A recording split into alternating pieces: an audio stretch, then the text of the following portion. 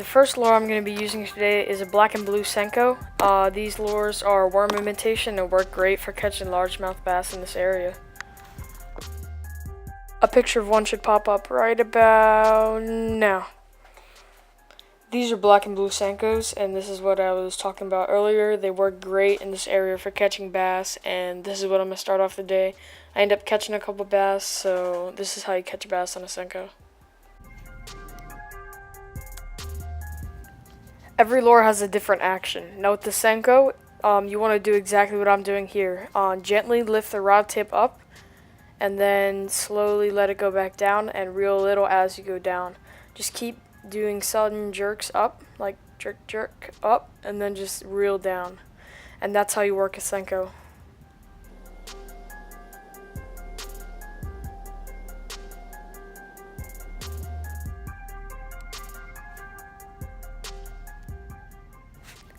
And on the third cast, we had a fish on. As you can see, I keep my rod tip very low. This is to prevent the bass from jumping and spitting your lure.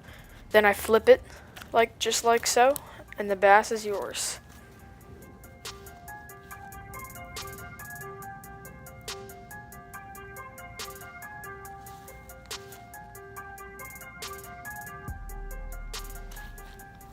Now this is our first fish of the day. It's about a half pounder, but nowhere near as big as the fish I've caught before in here that range from 6 to 7.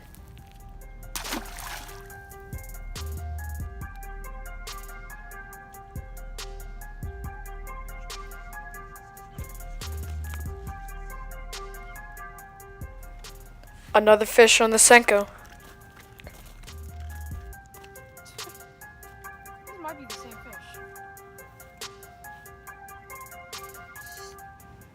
Now I actually had to use the glove to pick this guy up initially because he had sharper teeth than the other bass that I was holding. This is usually caused by genetic mutation or just an adaptation to his diet.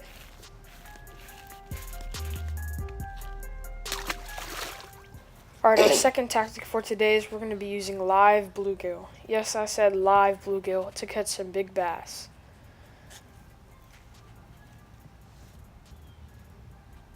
Alright, we're going to take this little size 10 hook and bait it with a little piece of bread. Now we're ready to go.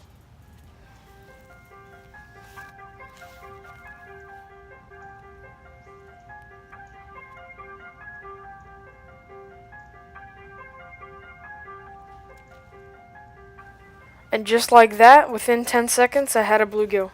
Now it's time to hook this guy up.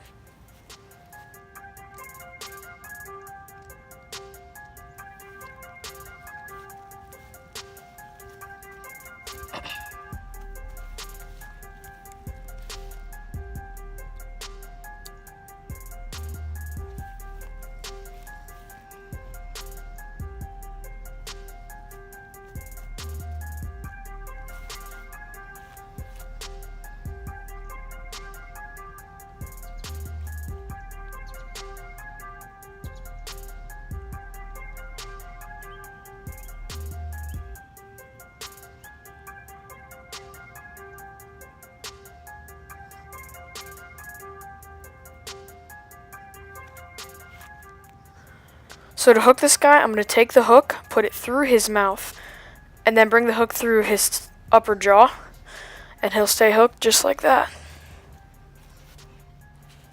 Alright, it's time to catch a bass, but as soon as this thing hit the water, this happened. I could tell this was a big fish just by the way it was attacking the bluegill on the surface. Now it's time to catch him and stop playing around.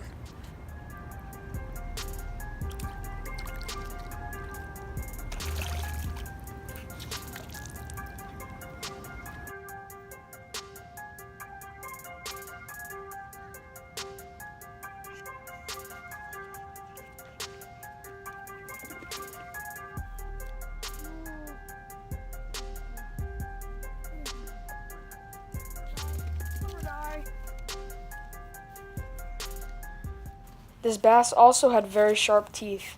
Now, I haven't had any problems with bass before at this lake. Like, I'll include a couple pictures of bass I had no problem with at the same lake. Am I wearing a glove here? Nope. Am I wearing a glove here? Nope. But this bass, for some reason, just had very sharp teeth, just like the other one.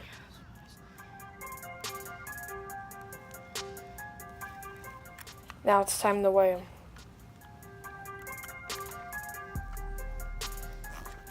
To properly weigh a bass, you put the hook through its gills from behind, like this. It will not hurt the bass at all.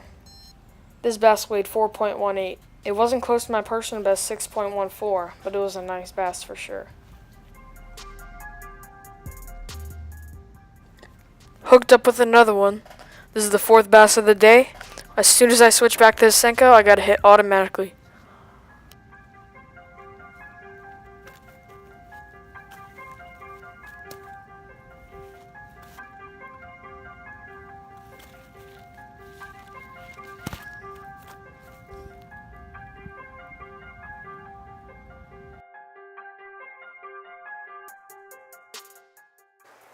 Time to catch some more bait.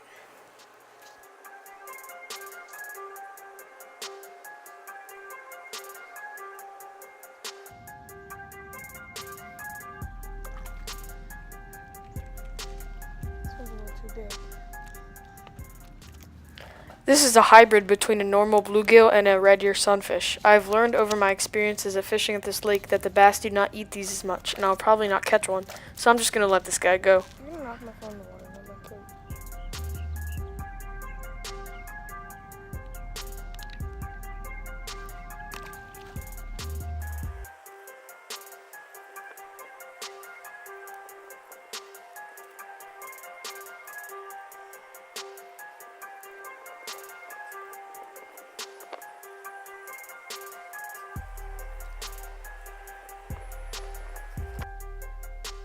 I did end up catching another little bass on a baby bluegill, but I didn't get it on video. Now the next time you guys walk past a pond and decide you want to go fishing, now you know what to do and how to catch bass.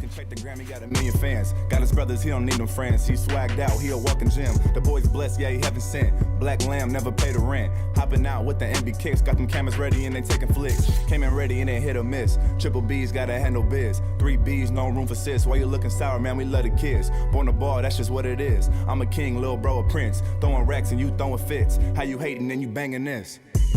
MB1's on your